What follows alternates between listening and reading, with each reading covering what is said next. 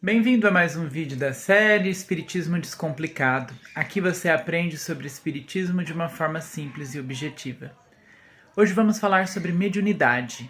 Mediunidade é um privilégio? Mediunidade é um prêmio que algumas pessoas recebem? E a resposta é não. Todos somos dotados de certo grau de mediunidade. Uns têm aquela mediunidade que chamamos de mais ostensiva. São aqueles que têm mais facilidade para ver, ouvir ou perceber os espíritos. Outros não são dotados de mediunidade ostensiva. Não têm essa facilidade de ver, ouvir, até mesmo sentir os espíritos. E isso não significa que essa pessoa não tenha mediunidade.